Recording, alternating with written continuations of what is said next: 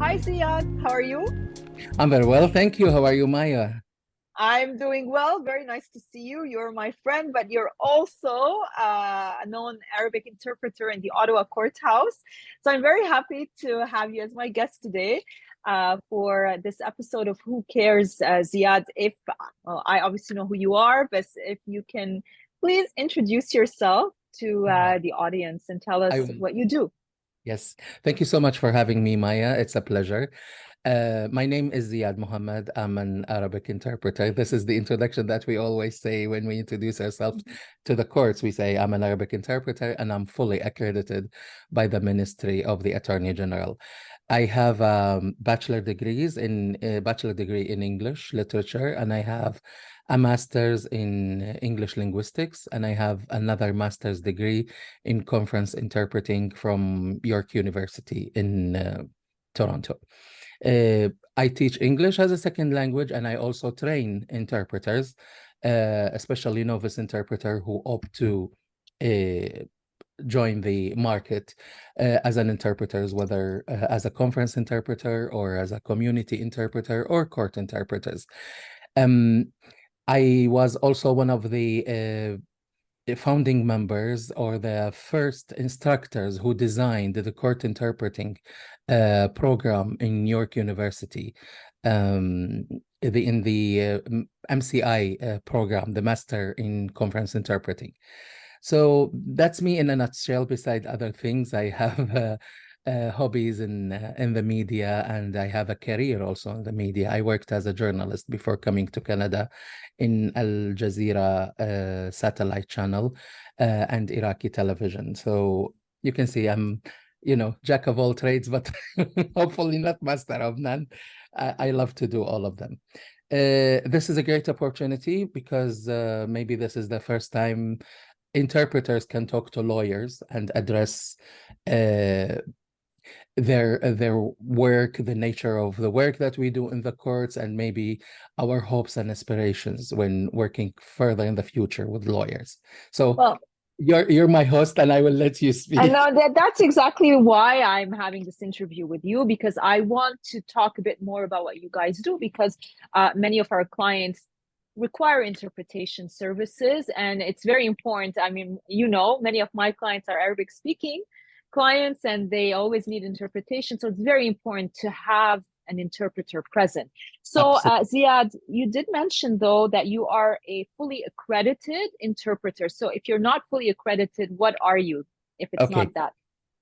Interpretation in within the Ministry of the Attorney General in Ontario specifically, and also in other provinces, it requires a certain level of accreditation.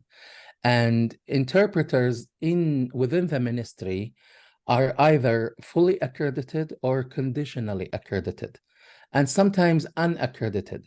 An unaccredited interpreter, for starts, is an interpreter who works in the market as maybe a community interpreter or an interpreter with other agencies and ministries, but he's not or she's not accredited by the Ministry of the Attorney General itself. So that's the unaccredited interpreter.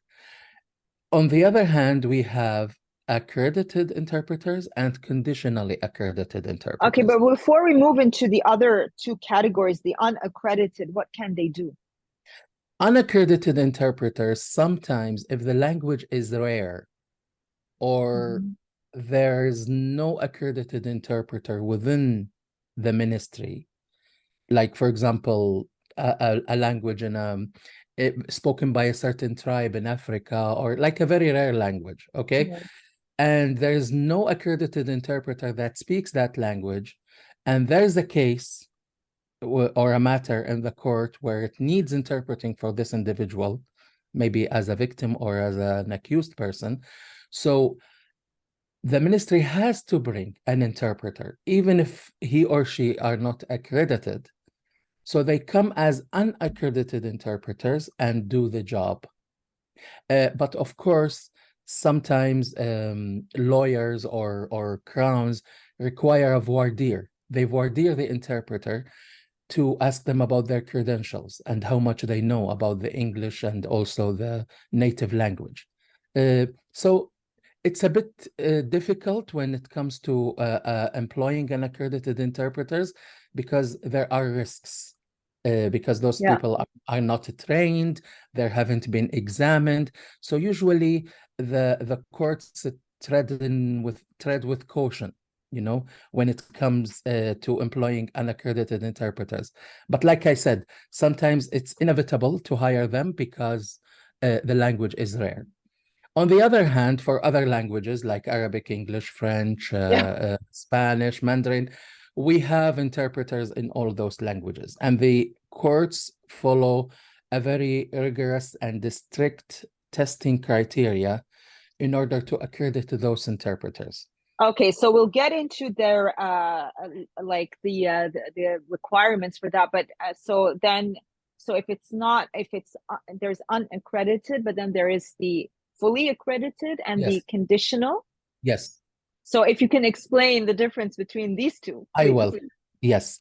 A fully accredited interpreter is an interpreter who passed the simultaneous interpreting test and the consecutive interpreting test and the cited translation test.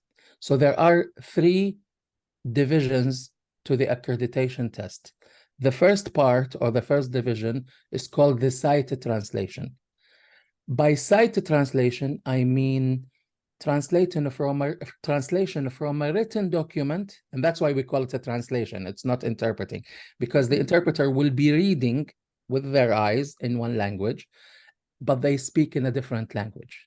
So, for example, let's say you have a video statement, a transcript of a video statement, and you give this transcript to the interpreter to be read in the other language because the transcript is in English, and you want the interpreter to read it into the other language, which is Arabic in my case. So my eyes read English, but I will be speaking in Arabic. Mm-hmm. So what I'm doing, in my mind, I read in English, I process into Arabic, but I will speak in Arabic. I don't speak in the same language. So it's reading and interpreting at the same time. That's the site translation. That's the site translation. It involves analysis and involves also production. Okay? Consecutive interpreting is the interpretation of dialogues, basically, simply a dialogue. Okay? So the victim or the accused person is on the stand. That's the main scenario on which we use consecutive interpretation. When the people are on the stand, and I'm not going to name, on the stand could be any person, right? So when the person is on the stand, they will be speaking in their languages when there's an interpreter. So this dialogue that happens between the person on the stand and the court, whoever is talking to them, whether it's, for example, an examination in chief or a cross-examination or the judge himself talking to them, when this happens, the interpreter follows the consecutive interpretation mode. That is, a question is asked, the interpreter would interpret that question into the other language, and then waits for the response to come in that target language from the accused person or the individual, whoever they are, and then interprets it into English to the court. Because the language of the court in Canada, as you all know, is English or French. Mm-hmm. So the interpreter has to do this. A question is asked in English. The interpreter interprets, in my case in Arabic, interprets it into Arabic, wait for the response from the accused person in Arabic, and then interprets it into English to the court. Thus, the record is clear and no overlapping is done with the voices, because, you know, everything is recorded in the court. And we don't want the interpreters and the individuals on the stand speak over each other, because that will create a mess. on the court. And so this is the consecutive Yes. in translation or interpretation? Interpretation, because it's oral. Okay.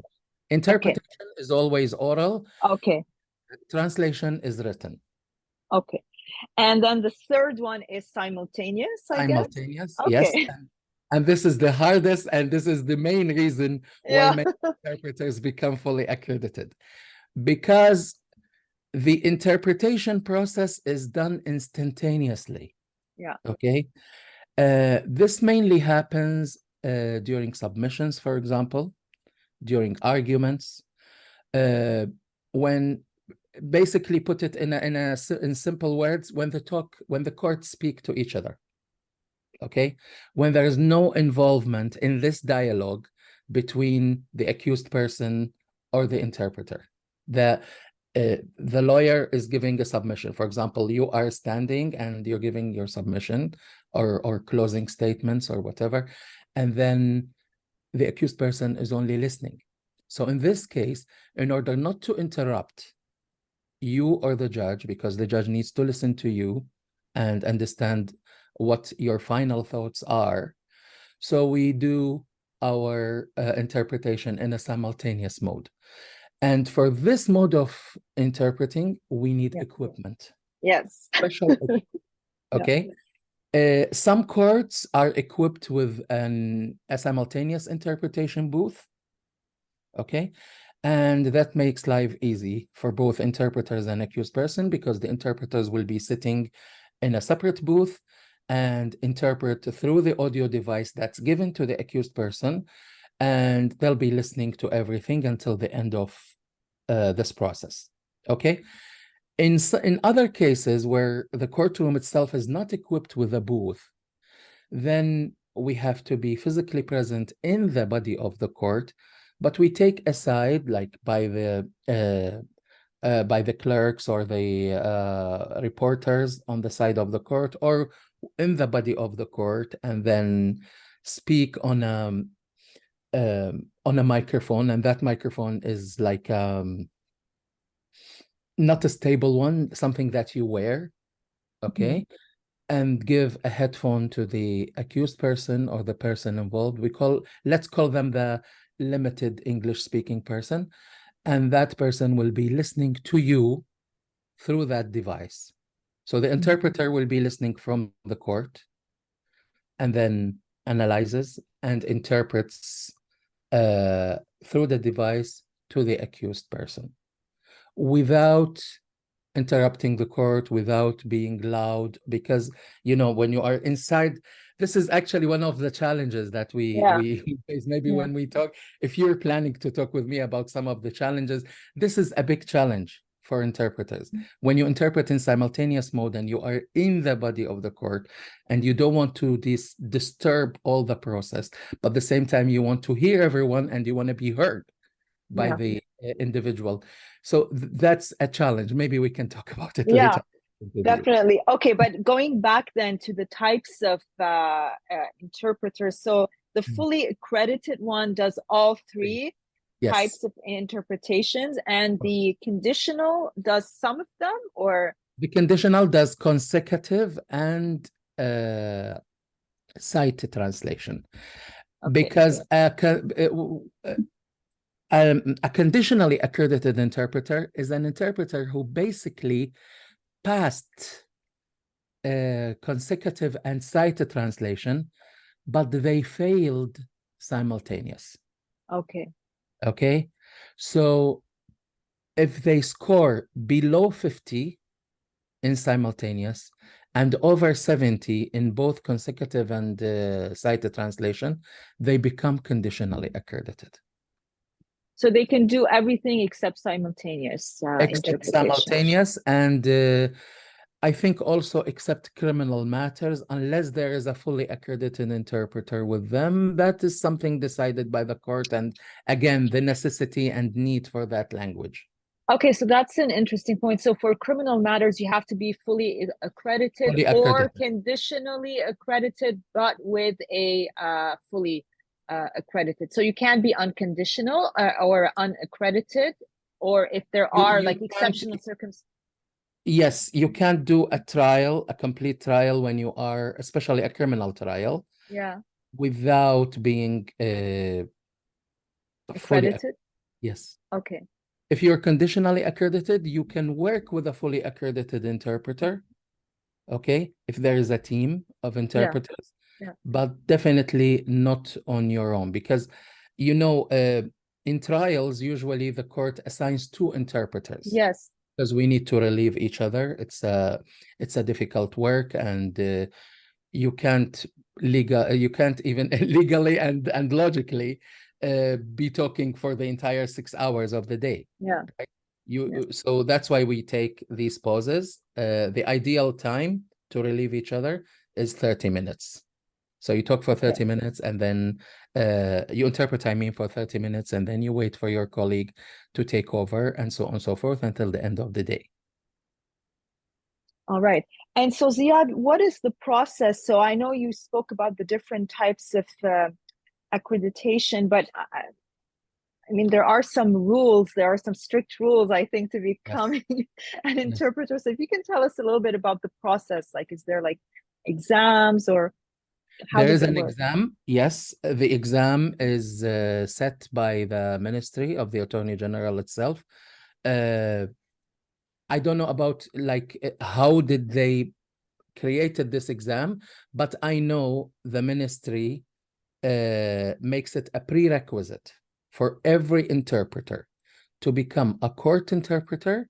They have to go through this process of testing. So at the beginning, let's say you want to join the team of interpreters, okay? You speak Arabic, you speak English, you speak French, and you think, oh, I can do this. I Yeah. will do it. For instance, and then what you have to do is to submit the application to the ministry, and then the ministry will look into your credentials. And then if they find that, yeah, you have some training, of course, it's always good to have some certificates and some training, some proof that you have some experience in interpreting. So they would send for you. Once they send for you, there will be an orientation session, okay? And that will be a full day orientation session. Employees from the interpretation unit in the ministry will tell you about the nature of the test itself. What is the test about? What is expected from you to do? And how to prepare yourself for the test. And actually, the ministry has put in its website, if you go to the Ministry of the Attorney General's website, there are training materials for interpreters in different languages. But the majority of the training material is in English and French. So you can go and train yourself on those materials, or you go to other sources of training, and then you develop your skills. After that, they will set a date for the test. Okay? So the test is done one-on-one. So they will invite you to the Is it ministry. an oral exam? It is oral because it's interpreting. Okay. So the first portion is cited translation. You will be given two documents. For example, you want to do it in Arabic language. So you will have a document in Arabic and a document in English. And they will ask you to read to the record, because you will be recorded. All the tests will be recorded. So you will read Arabic into English and record it, and then you read English into Arabic and record it. Then there is a small pause in the test, and then starts the consecutive. The consecutive, like I said, you could be testing in anything, but let's imagine a cross-examination, for example, or an examination in chief. And there is a person who speaks Arabic, and for instance, the crown is speaking in English, and you interpret whatever is said in Arabic into English, and whatever is said in English into Arabic, and so on and so forth, until you finish the entire portion. And then there's another pause. Maybe they give you a break or something, and then you start the simultaneous. I need to stress something really important here because some people don't know. For the ministry test requirement, simultaneous interpreting is only required from English into your language, not vice versa. For consecutive, you will be testing English into your language and your language into English. But for simultaneous, you will be given 2 tests from English into your language only. The first one will be, let's say, an interview with an expert. Yeah. Okay. A psychiatrist, for example, or a teacher or anyone who speaks English. And the person who's speaking to them, whether any of the lawyers, will be speaking in English as well. So everything is in English. Yeah. But you have to interpret the entire conversation into your language, which is Arabic in this case. The other one could be either, for example, judge's orders to the jury, okay, or a judge reading a decision or a verdict. This is more challenging because it's much faster than the interview. Yeah. So than the examination in chief or cross-examination. So you have to, again, they will test your control over pace and the technique of interpreting, because pace is the major challenge in simultaneous interpreting. That's why some interpreters are cognizant about pace, and they know that this person is interpreting us, so they slow down when they speak. But some others, some other lawyers don't pay attention. I know. And they keep talking. I'm guilty of that, so I'm sorry. And they keep talking, and sometimes we have like to raise our hand and please, can you slow down? So it's a big challenge. Speed is a big challenge. So this portion of the test particularly tests that aspect. Coping with speed. Okay. Like the accuracy and precision level here in this type of the test doesn't have to be 100%, unlike consecutive. Consecutive, the precision level has to be 100%. But here, it's okay if you convey the message, let's say 80%, 70 to 80% of the message. If you convey it accurately, if you convey 70 or 80% of the message accurately, while you're simultaneously interpreting that, then you can pass. So consecutive is better then, like in terms of getting the accurate translation, right? Because, or interpretation. Yes, because it's not better or worse. I'm saying in consecutive. Simultaneous saves time, right? Like, because you're just doing saves time. Saves a lot of time, but you may not get the whole or exact interpretation, as opposed to consecutive, where you really have to translate everything or interpret everything, because in consecutive interpretation, even the tone of voice makes a difference, right? A very simple example is yes or no. Okay. If I say, is your name Maya? You say, yes, my name is Maya. So you're definitely answering the question and you're very sure about it. So when you interpret it, yes, my name is Maya. Sometimes people give a hesitant, they're hesitant type of yes. Okay? And that makes a difference. And you have to so that has you have to translate that. Okay, right? So if I say, did you call Maya last night? If somebody asks the accused person, did you call her last night? And if they say, no, I didn't, that's definite. So it's okay. You just interpret it as no, I didn't. He said, maybe, I don't think so. Maybe yes or no. I'm not sure. No, I didn't call her. So this way, you can't interpret all that as no, I didn't call her. You have to convey that same hesitation. Oh, wow. So the court knows that the person is not 100% sure that they called that person at that particular time of the day. So it's a lot more accurate then, because It, you don't have time to do that when you're doing simultaneous precision has to be 100% and consecutive. and Okay. consecutive. Yes. Okay. All right. Because So that's the chance when the court listens to the accused or the victim. all right. So Ziad, so let's then get into some of the challenges that you face as an interpreter. What are Yeah. some of the difficulties? Some of maybe also if there are some recommendations or suggestions for lawyers. I know, I will definitely Yes. try to pay attention to the pace next time and to remember that Please, please. yeah, I will. I'll do my best. I can't promise, but I will do my best. But some of the challenges in general, if you can briefly tell us about that in your job. One of the major challenges, like I said to you, when you do simultaneous and you are inside the courtroom and the body of the court itself, Yeah. that's a challenge because you need to keep your voice low. You need to listen to everyone. Sometimes the audio system itself is not working properly. Each courtroom has its own, characteristics. So interpreters have to be aware of all that. They should ask when they know they're doing simultaneous, is there a booth in this courtroom, for example? If the Which courtroom you said makes it much easier if there is. much easier because the court will not hear our Yeah. interpreting because it goes only to the record and to the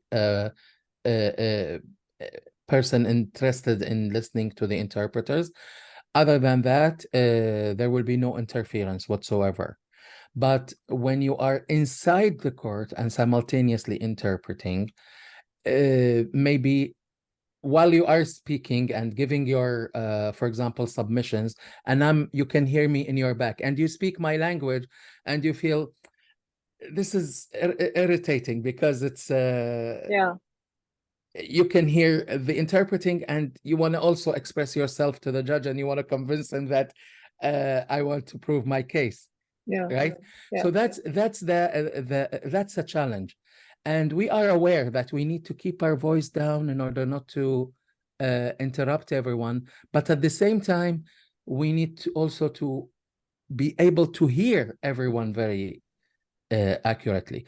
So when you're sitting in the back, all I'm see is the back of the lawyer, so I don't see the facial expressions.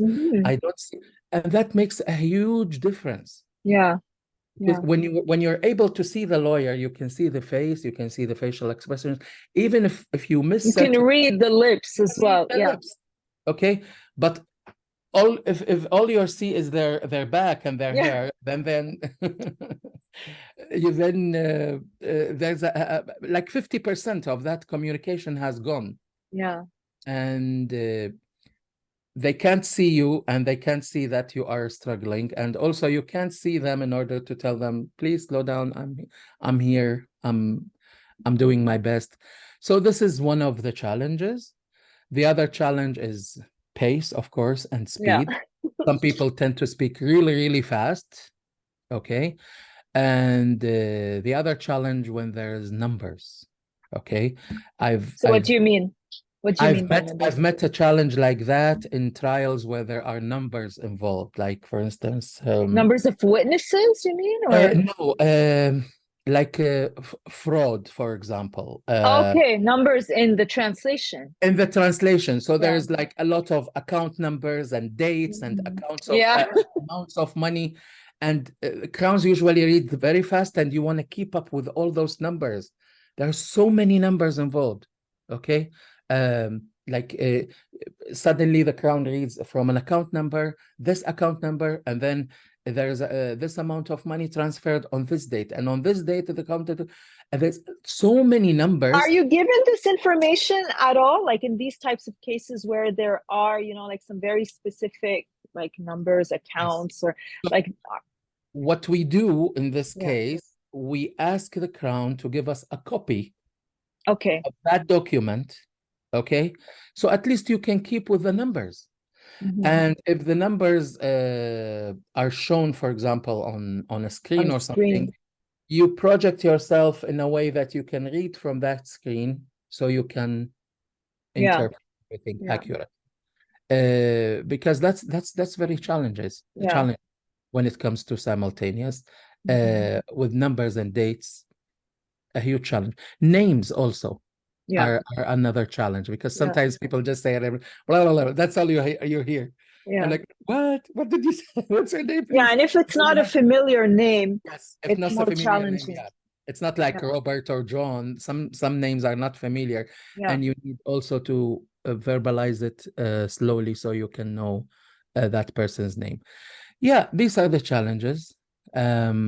Beside others, there are a lot of challenges. But I wanted to ask you, Zyad, because just like everyone else, your way of working has changed since the pandemic. So we now also have virtual appearances versus in person. So, I mean, I think I've seen some hybrid work on the part of interpreters. So how does that, like, is it easier for you guys to work by Zoom or virtually, or doesn't really matter? Is it the same thing? Tell us a bit more about your experience.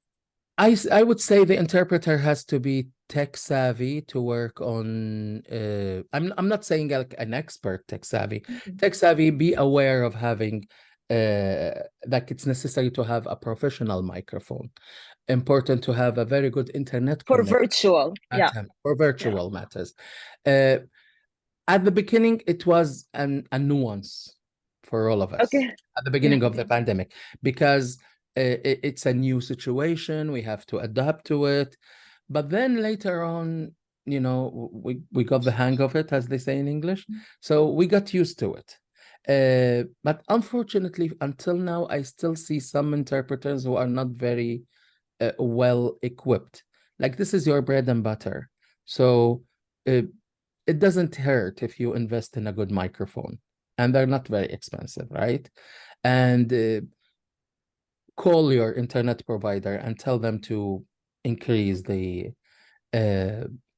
allowance for you, so they can so you can get a better Wi-Fi at home. But make sure that you connect your computer directly to the modem. Don't use Wi-Fi, because Wi-Fi could be challenging. Things like these. Once you overcome all that, then it will be easy. But is there a difference between you being inside the courtroom with everyone else when everyone is in the courtroom, as opposed to you being in a different, like, does that make any difference or not necessarily? So like you said, there are matters which are done completely in person or completely online, and there are hybrid matters. Yes. The challenging ones are the hybrid ones. Okay, yeah. I would when you are online and everyone else is in person, or the other way around. Yeah. Or the other way around. Sometimes the judge is on Zoom and everyone else is in person.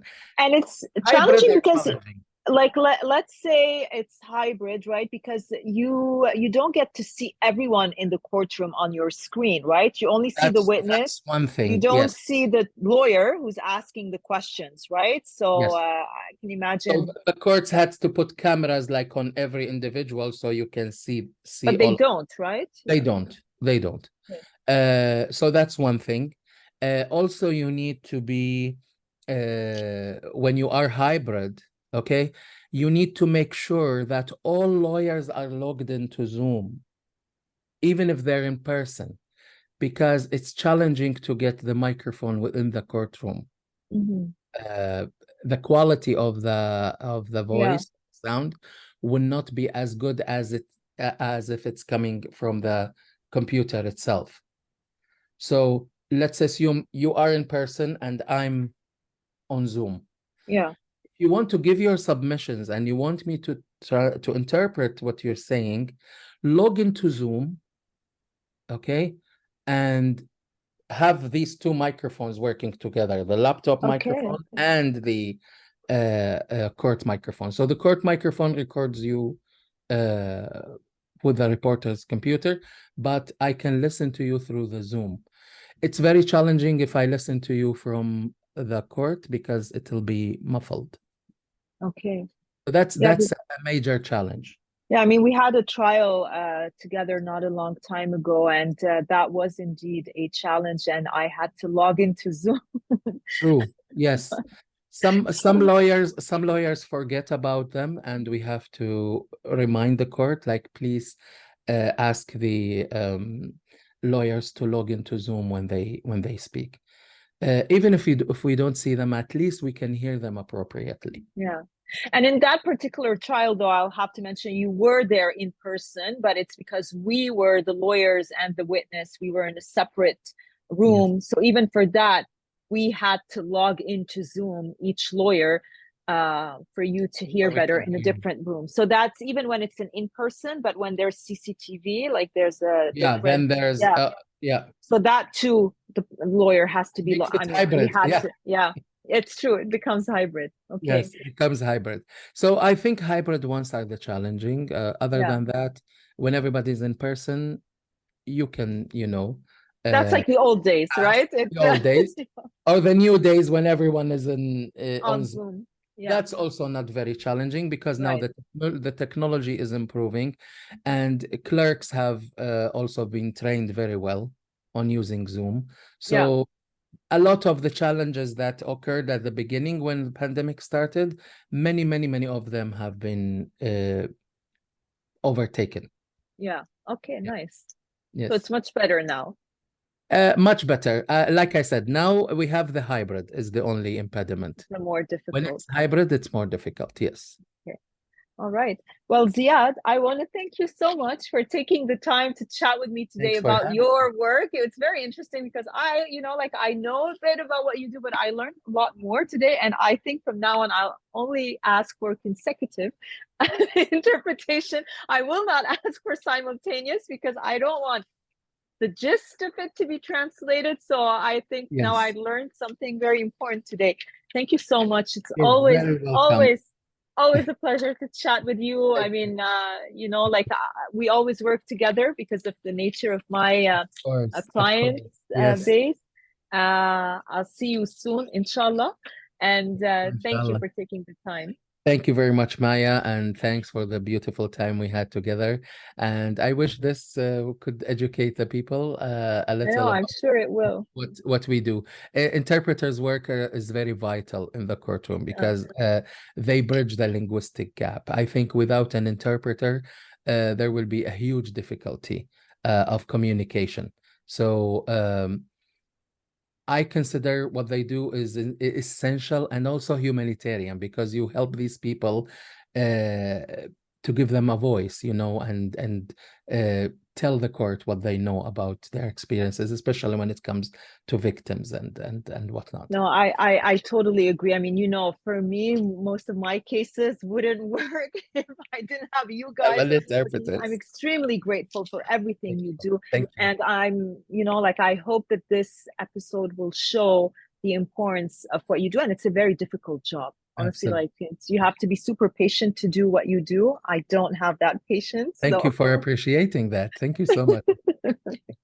thank you so much, Ziad. You're very welcome.